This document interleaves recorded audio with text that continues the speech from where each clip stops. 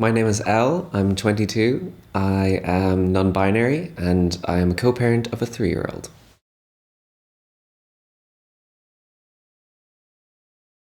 So I had two parents who were together, happily married, and three siblings. We moved a lot, but had a very, the household itself was stable.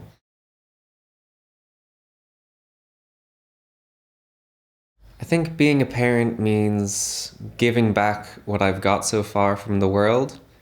Um, and like giving back the love I received from my own parents to my child now, and hopefully creating a better future for them.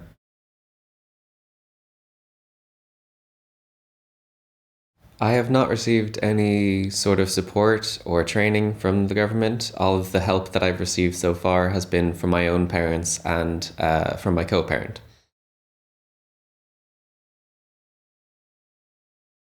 I think the first thing that pops into mind is some sort of counseling for young parents who weren't maybe prepared to have a kid, because it's a wild shift in how your world is, and you see a lot of fathers walking out because they're so frightened, but like from this massive change.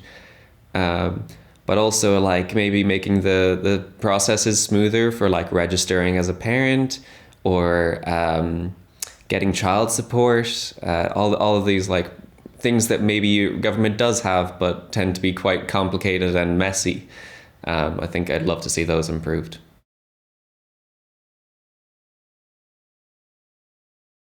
I think it is really important to prepare yourself, especially for younger parents, um, to step into the role as a father or mother or parent, before your child is born, and that way, whenever they are, you're fully present and there for them.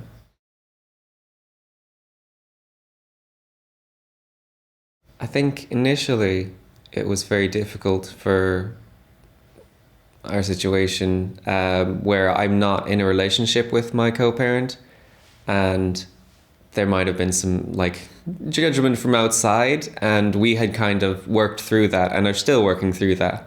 But it's always hard whenever the other people are judging you for something that like maybe you're okay with, and so I think a lot of just supporting each other in that, and support from our families as well has been phenomenal.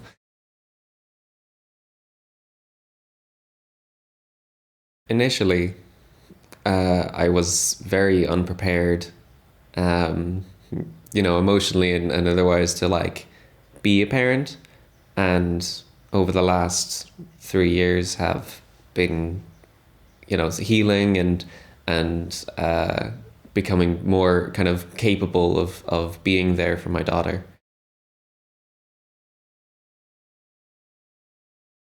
So I have autism and various, undiagnosed mental health issues, but autism has been something I've worked with and for and against through my whole life, and it to some extent has like limited my ability to, like energy to do things, and one of those issues, I guess, has been that I don't live with my daughter, and so traveling to see her, and be with her has always been quite difficult for me, and I've not done it as much as I would have liked for her sake.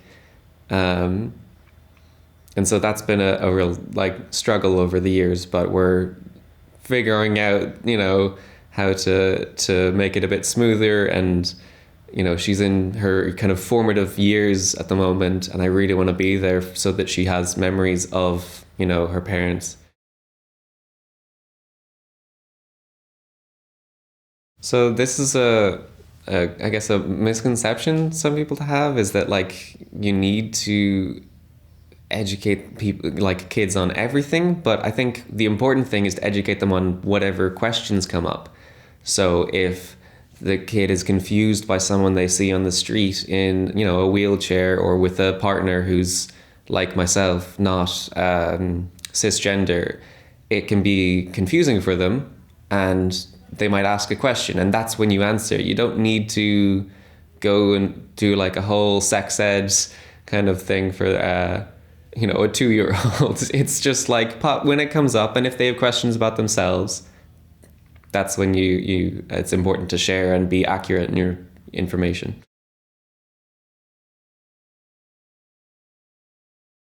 Yeah, I always wanted kids. I think even since I was little, one of those children who plays with dolls, pretends to be a mother or father. Um, that was something I kind of always knew that I wanted. And while I may have had this one a little sooner than expected, I wouldn't change it for the world. And I hope to have more in the future.